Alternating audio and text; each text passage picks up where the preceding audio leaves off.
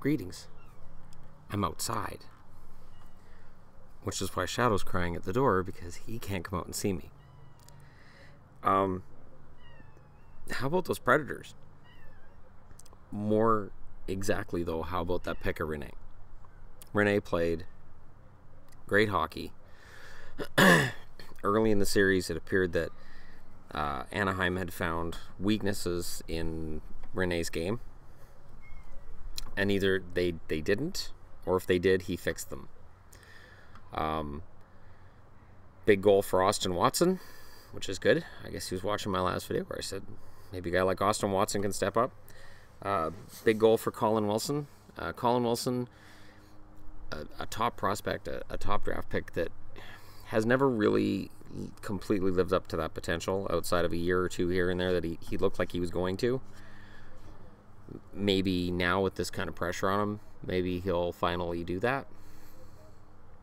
Pontus Aberg with a goal that was the result of effort. He goes to the net. Forsberg takes the initial shot. Aberg doesn't give up on it. The rebound's his, and he puts it into an open net. All goals count for the same. There's just one goal scored on each play, and it doesn't matter whether you're scoring beautiful slap shot, wrist shot goals, or if you're slapping tip-in garbage goals. They're all the same in the end. So Nashville's up 3-2. Anaheim has one loss left to give. Now, before Ducks fans say anything, I know the Oilers had you guys down 3-2 as well, and it was a much bigger defeat that they suffered in Game 5. And then Game 6 and 7 went Anaheim's way. So having the Ducks down 3-2 sounds great and all, but until they're defeated, they're still the Ducks. There was one thing that happened tonight too that I was thinking about watching the game. You have 10 seconds left in the game and all the goonery starts, and of course you have 6 Ducks on the ice and 4 members of the Predators. Right away I'm like, this just doesn't feel right. Like the Ducks have their goalie pulled, the Predators are killing a penalty, and the Ducks are kind of taking liberties and cheap shots here. And, you know, I know Cody McLeod was pointing at guys on the Anaheim bench. I have a feeling he was pointing at Brandon Montour, probably saying something about seeing him in Game 6. It was Montour that took the cheap shot at Fiddler. The funny thing was Fiddler turned around and saw Kessler there and afraid it was Kessler, so he starts going at Kessler. Kessler doesn't think anything of it, and he starts answering back.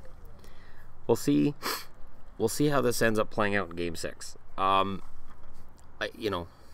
Usually the ugliness doesn't leak over from one game to the next, but with the amount of players that are injured on both teams now, so Rickard Rakell injured for the Ducks, that takes their major sniper out. Now John Gibson hurt, that takes their best goalie out. We could see a lot of chippiness in Game 6. We could see 2 teams that are really desperate in Game 6. We could see a lot of fighting and a lot of creative plays. I know Ducks fans have been mad at Predators players for cheap shots, and Predators players have been mad at Ducks fans for cheap shots. Here's the news flash. Both teams are equally guilty in this series. Though I decry the Ducks on every level, and I've said all season things about the Ducks that aren't complimentary. The Predators have not really raised their level above that kind of chicanery as well. I would put some of the blame on the referees. The referees have really allowed everything to go. And tonight, with 10 seconds left, when Paul Romanuk wasn't making interesting calls on the play, he said, the referees have let everything go in this series, and now, tempers flare. Yeah, that's kind of what happens. And I think they have to rein it in Game 6. I think if referees are going to stop any potential for some of these guys doing the things that they could do, let McLeod fight with Montour, let McLeod fight with Bull, let whoever fight with whoever, and then lock the game down. go to both benches and say, all right, this is an elimination game. We're going to call it tight tonight and go from there.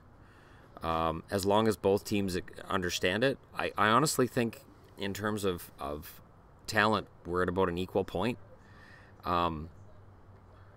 Through the first period and a half, to me it looked like Nashville was undermanned and overmatched, but they adapted and they got it together. And the new lines that were put together for this game really started to gel about halfway through the second period. And Nashville absolutely deserved that win. Nashville deserved to go up 3-2 in this series, in no small part due to the play of Pekka Rinne. Rinne is an amazing goaltender. He is kind of fantastic.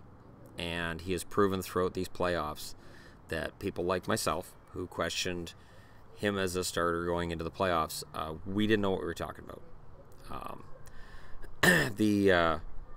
The reality is that Pekka Rinne is the star goaltender for Nashville, and that he should be able to get them in the Stanley Cup Finals now. This is as big a Cinderella run as I've seen in a long time, and I don't want it to come to an end personally as a guy who's been a fan of Nashville's game for about a year now. Ironically, since the last time they knocked the Ducks out of the playoffs.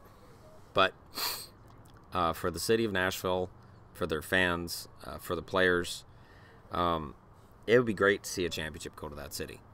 It'd be fantastic. And it'd kind of be fantastic for the NHL. And you'll have your conspiracy theorists come out in droves and say that the NHL wanted this, which is just silly. There's way too many different Stanley Cup champions to claim that the NHLs have any kind of conspiracy pro or against any organization, because they're doing it really badly if that's the case. Yeah, it was a good game. I really enjoyed it. I thought it was a little slow at the start, but again, for the Predators, they were dealing with lines being put together for this game, and maybe the timing was a little bit off.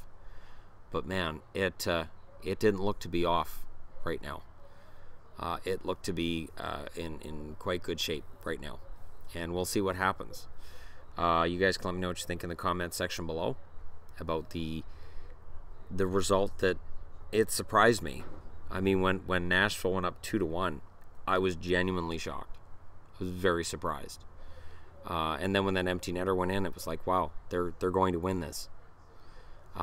It's a huge gutsy win, and it's hard for me to think of another team that I could see doing it. I could see Pittsburgh without Crosby and Malkin still winning a game like that. I could definitely see Pittsburgh doing it, but it's hard to imagine a team that's capable of losing its top two centers and still come out and win the next game. It helps when your goaltender's all world. It helps when your goalie's Pekka Rinne. And fantastic result. Genuinely fantastic result. So again, let me know what you guys think. Hit like and subscribe if you're browsing your way through. And on Monday night, Nashville's at home and has a chance to go to the Stanley Cup Final. Do you think they do it? Let me know in the comment section below. Thanks for watching.